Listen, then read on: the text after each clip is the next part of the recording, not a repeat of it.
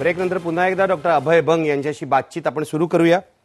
अभय भाऊ, मगाशी तुम्ही जनलोकपाल बिलाच्या मसुद्याबद्दल बोललात की तो दंतहीन आहे, अण्णांचं हेच म्हणणं आहे। मग आता या समस्येतून मार्ग कसा काढायचा? अण्णा तर उपोषणाला बसले आहेत, आज त्यांचा उपोषणाचा 5वा 6वा दिवस आहे। सरकारने काय केलं पाहिजे, पुढाकार कुणी घेतला पाहिजे?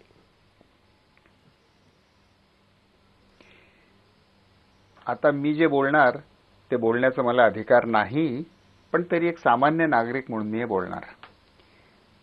मला असं वाटतं की हे आंदोलन जे आहे हे खरं म्हणजे समाजाला भ्रष्टाचारापासून मुक्त करण्याची एक अतिशय चांगली संधी आहे, असा सूज्ञ विचार करून सरकारने या आंदोलनाचा उपयोग करून घ्यायला पाहिजे होता। जर मनमोहन सिंग, सोनिया गांधी किंवा वरिष्ठ राजकीय नेतृत्वाला भ्रष्टाचार नको आहे, पण तरी त्यांच्या काही राजकीय मजबुरी होत्या, त्यामुळे त्यांना जर भ्रष्टाचार मुकाट्याने बघावा लागला तर तो निपटून काढायची उत्तम संधी होती की त्यांनी का ही गमावली, मला अजिबात कळत नाही। मी अनभिज्ञ असलो पाहिजे, पण नाही तर यांनी खरे स्वतःहून पुढाकार घेऊन याचा उपयोग करून चांगला उपयोग करून घेता आला असता। ती त्यांनी संधी गमावली। हे आंदोलन इतकं प्रभावी आहे की गावोगावी तर याचा आपण बघतोच आहोत परिणाम, पण पाकिस्तानमध्ये देखील या आंदोलनावरती संपादकीय लिहिले गेले आणि पाकिस्तानमध्ये एका 67 वर्षाच्या माणसाने उपवास सुरू केलेला आहे अण्णांच्या समर्थनार्थ, आणि त्याने असं म्हटलं की पाकिस्तानमध्ये खूप भ्रष्टाचार आहे, म्हणून अण्णांपासून प्रेरणा घेऊन मी उपोषण सुरू करतो। आता गंमत बघा, पाकिस्तान भारत दुर्दैवाने एकमेकांना शत्रू राष्ट्र मानतात, पण शत्रू राष्ट्रामध्ये जे घडतं आहे त्याच्यापासून प्रेरणा घेऊन मी माझ्या देशात आंदोलन सुरू करतो, हे जेव्हा पाकिस्तानमध्ये घडतं ही फार चांगली परीक्षा आहे, कसोटी आहे की अण्णांचं आंदोलन हे अहिंसक आंदोलन आहे। फक्त अहिंसक आंदोलनाचा जसा परिणाम शत्रूच्याही हृदयात घडतो की तो तुमच्यापासून देखील प्रेरणा घेतो, तुमच्यापासून तो धडा घेतो। तर आता मला असं वाटतं की सरकारचीच नैतिक जबाबदारी आहे, किंवा नैतिक नाही म्हणणार मी, सरकारची ही वैधानिक जबाबदारी आहे, प्रशासकीय जबाबदारी आहे की त्यांनी पुढाकार घेतला पाहिजे। त्यांनी ज्या अगोदर चुका केल्यात त्या दुरुस्त करून या आंदोलनाचा नीट उपयोग करून घेतला पाहिजे समाज स्वच्छ करायला। दुसरी गोष्ट मी अशी म्हणणार की दुर्दैवाने हे आंदोलन ज्यांनी हाताळायला पाहिजे, हे आंदोलन पंतप्रधान आणि सोनिया गांधी या राष्ट्रीय नेतृत्वाने हाताळायला पाहिजे होतं। त्याच्याऐवजी यांनी काही मुखवटे पुढे केले आणि त्यांच्या मार्फत हे आंदोलन हाताळतात, हे चूक आहे। अरे एवढं मोठं राष्ट्रीय आंदोलन घडतं आहे आणि पंतप्रधानांचा कुठे चेहरा नाही, फक्त एक 15 ऑगस्टचं स्टेटमेंट त्यांनी केलं आणि लोकसभेत स्टेटमेंट केलं, पण जनतेसोबत केव्हा बोलणार? तर असं पंतप्रधान अशा प्रकारचं मागे लपून राहून नाही चालू शकत। मग पंतप्रधानांची अथॉरिटी काय राहिली? जी एक संसदीय आणि घटनेची एवढी गोष्ट करतात आहेत, या देशाच्या घटनेमध्ये पंतप्रधान हा खरा नेता आहे सरकारचा, कुठे गेला मग हा पंतप्रधान? त्यामुळे दुर्दैवाने मनमोहन सिंगांविषयी जनतेला आदर आहे, पण आता त्यांना असं वाटतंय की हा माणूस निष्प्रभ आहे, म्हणून मनमोहन सिंगांकडनं हे होणं नाही, कपिल सिब्बल आणि चिदंबरमकडनंही ते होणं नाही। विरोधी पक्षाने जर पुढाकार घेतला तर सरकार ते स्वीकारणार नाही। म्हणून मला असं दिसतं की खरं म्हणजे राहुल गांधींनी पुढाकार घ्यायला पाहिजे। हे मी फक्त शासनातर्फे काय व्हायला पाहिजे ते सांगतोय की राहुल गांधींनी पुढाकार घ्यायला पाहिजे, आणि जे काँग्रेसच्या हिशोबानुसार पुढे केव्हा तरी होणारच आहे की मनमोहन सिंग जाणार आहेत आणि राहुल गांधी येणार आहेत असं काँग्रेसचं गणित असावं, तर त्यामध्ये मग राहुल गांधींना पुढे येऊन एक नैतिक भूमिका घेऊन मनमोहन सिंगांच्या या तऱ्हेच्या हाताळणीच्या ऐवजी ही योग्य तऱ्हेची हाताळणी करून या आंदोलनाला समर्थन, याचा नीट उपयोग करणं, त्याचं स्वागत करणं आणि जनलोकपाल बिलमध्ये या सगळ्या प्रोव्हिजन टाकणं, असा पुढाकार राहुल गांधींनी घेणं अधिक योग्य राहील। नाही तर हे जर कन्फ्रंटेशनच राहिलं तर पुन्हा 1975चा इतिहासाची पुनरावृत्ती होणार का, अशी भीती आहे, ती वास्तविक भीती आहे। पण ते जर व्हायचं नसेल तर सरकारला सूज्ञपणा दाखवला पाहिजे, आणि सरकार म्हणजे आजच्या सरकारच्या बाहेर कोणीतरी, म्हणून मी राहुल गांधींचं नाव घेतलं की त्यांना काँग्रेसला पुढे करायचंच आहे, तर ही योग्य वेळ आहे त्यांना पुढे येण्याची। अभय भाऊ, शेवटचा प्रश्न मला विचारायचा आहे, या आंदोलनाचं म्हणजे अण्णांच्या आंदोलनाचं भवितव्य काय पाहता तुम्ही याचं? कारण काही लोकांचं असं म्हणणं आहे अशा प्रकारे भ्रष्टाचार विरोधी आंदोलन उभं राहतं, वातावरण बनतं आणि नंतर काहीच होत नाही. आपण जेपीच्या आंदोलनानंतर सुद्धा बघितलंय, जनता पक्षाचं सरकार आलं, राजकीय परिवर्तन झालं, पण जेपीना जी संपूर्ण क्रांती अभिप्रेत होती ती झालीच नाही.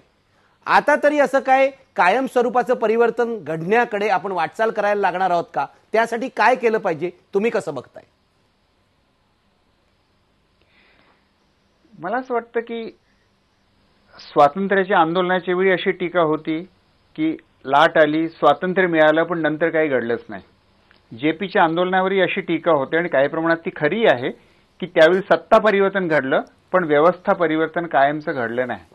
पण माझी अशी मान्यता आहे की ही टीका बऱ्याच प्रमाणात खरी आहे, पण तरी देखील प्रत्येक वेळी आंदोलनामुळे आणि त्याच्यामुळे जे काही घडलं त्याच्यामुळे समाजाची नैतिकता आणि लोकशाही ही पुढे गेलेली आहे. ती आदर्श नाही झाली, पण ती पुढे गेली. दुसरं याच्यामुळे सगळ्यात मोठा फायदा असा होतो, बघा आत्तापर्यंत गेल्या 6 महिन्यापूर्वीपर्यंत भारताचा मध्यम वर्ग हा राजकारणापासून पूर्णपणे विहीन झाला होता. त्याने आपलं तोंड फिरून घेतलं ते हे आमचं देणं घेणं नाही आणि आम्ही आपले स्टॉक मार्केटचे रेट्स बघणार किंवा कॉम्प्युटर आणि इंटरनेटशी खेळणार.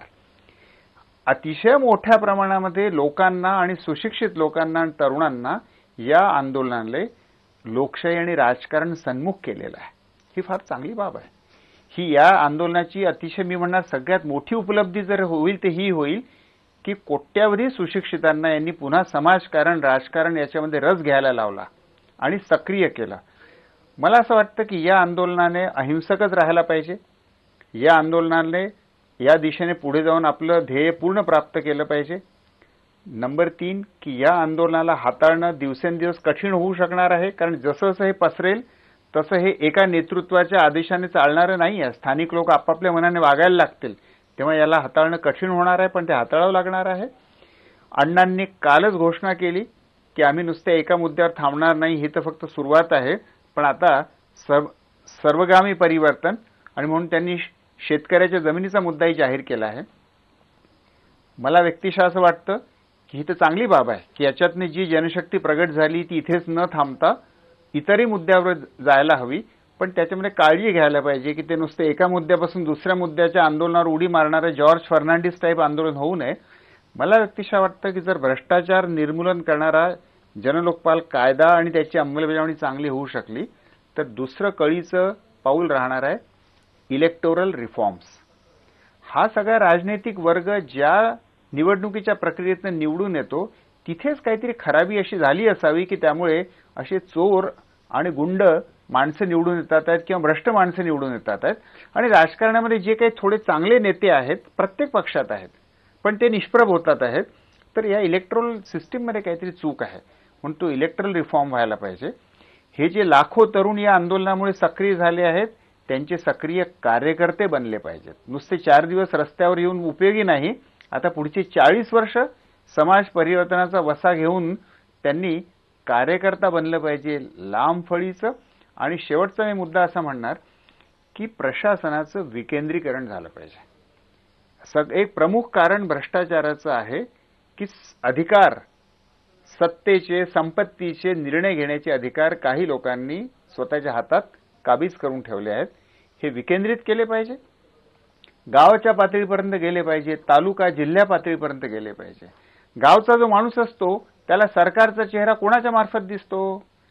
पटवारी, ग्रामसेवक, शिक्षक, पोलीस, बीडीओ, तहसीलदार, प्राथमिक आरोग्य केंद्राचा डॉक्टर किंवा बँक ऑफिसर यांच्या मार्फत त्या लोकांना सरकारचा चेहरा दिसतो. त्यांचं नियंत्रण लोकांच्या हातात गेलं पाहिजे. त्यांचं नियंत्रण कशाला मुंबईच्या हातात असायला हवं? त्यांचं नियंत्रण लोकांच्या हातात गेलं पाहिजे. तर आणि शेवटचा मुद्दा की स्वतःला लोकांच्या चारित्र्यामध्ये लोकांना ही काळजी घ्यावी लागेल की भ्रष्ट माणूस, भ्रष्ट नागरिक, भ्रष्टाचार मुक्त समाज आणि शासन मागू शकत नाही. म्हणून शासन भ्रष्टाचार मुक्त व्हायलाच हवं, पण त्यासोबतच गांधी जसं म्हणायचे, be the change yourself that you want to see in the world. जगात जे परिवर्तन व्हावं असं तुम्हाला वाटतं, पहिले ते परिवर्तन स्वतः बना, स्वतःच्या जीवनात आणा. तर आपल्या सगळ्याच नागरिकांना भ्रष्टाचार मुक्त स्वतःच्या आचरणात व्हावं लागेल. आज भ्रष्टाचार खूप वाढला, याचं एक कारण नैतिकतेचा स्तर खाली आला, नेतृत्वामध्ये अशी आदर्श माणसंच नाही उरली की ज्यांच्याकडे बघावं लोकांनी. पण अजून एक कारण आहे, या स्पर्धेच्या युगामध्ये, या पैशाच्या युगामध्ये मोहाचे आणि लोभाचंच आपण कौतुक करायला लागलो. पेज 3 हेच फ्रंट पेज बनलेलं आहे. फिल्म स्टार आणि क्रिकेट स्टार हेच आपले राष्ट्रीय आयडॉल्स झालेले आहेत. आणि जो जास्त पैसा कमावतो तो महान, असे जेव्हा समाजात मूल्य होईल तेव्हा मग तो माणूस भ्रष्ट होण्याचा प्रयत्न करणारच की. मी किती कर्तव्य करतो यापेक्षा माझ्याकडे पैसा किती याच्यानुसार जर समाज माझं मूल्यमापन करणार असेल तर बहुतेक माणसं भ्रष्ट व्हायच्या मोहाला बळी पडतील. म्हणून समाजाला हा सावधपणे निर्णय घ्यावा लागणार आहे की आमची मूल्य व्यवस्था काय आहे. आम्हाला नीतिमत्ता हवी आहे की धनसंपत्ता हवी आहे. कोणाला आम्ही महत्व देणार, कोणाला आम्ही आदर्श मानणार, कोणाचं आम्ही पालन करणार आणि आम्ही स्वतः कसे होणार. तर हे व्यक्तिगत पातळीपासून, गाव पातळीपासून, कार्यकर्ता पातळीपासून, पक्ष आणि शेवटी शासन पातळीपर्यंत सर्वत्र हे भ्रष्टाचार मुक्ती यायला पाहिजे. आंदोलन याच्यानंतर इतर मुद्द्यांवर देखील जायला पाहिजे. सर्वंकष बदल समाजात व्हायला पाहिजे. पण त्यासाठी आंदोलनाच्या नेतृत्वाची आणि आंदोलनाची तेवढी शक्ती लागेल. तेवढी आहे का बघूया. इतिहास आपल्यासमोर घडतोय. आपण फार भाग्यवान आहोत. 25 वर्षात, 30 वर्षात एकदा असं आंदोलन घडतं, एकदा अशी घटना घडते. ती घटना स्वतः आपण बघतो आहोत, त्याच्यात सहभागी होतो आहोत, त्याचं समर्थन करतो आहोत. आजपासून 10 वर्षांनी इतिहासाच्या पुस्तकात आपण हे बघणार आहोत. त्याचे आपण साक्षी आहोत. आपण भाग्यवान आहोत. आपण एका इतिहासाचे साक्षीदार आहोत असं तुम्ही म्हणताय अभय भाऊ. धन्यवाद. फार मौलिक असं विश्लेषण तुम्ही केलेलं आहे. आपण इथेच थांबणार आहोत. मी मगाशी म्हटलं होतं, अभय बंग जेव्हा बोलतात तेव्हा तेव्हा डोळ्यात अंजन पडतं, पण त्याही पलीकडे जाऊन आता सांगतो, तेव्हा तेव्हा मेंदूला सुद्धा चालना मिळते आणि लोकशाहीसाठी अशी चालना आवश्यक असते. धन्यवाद. पहा फक्त IBN लोकमत.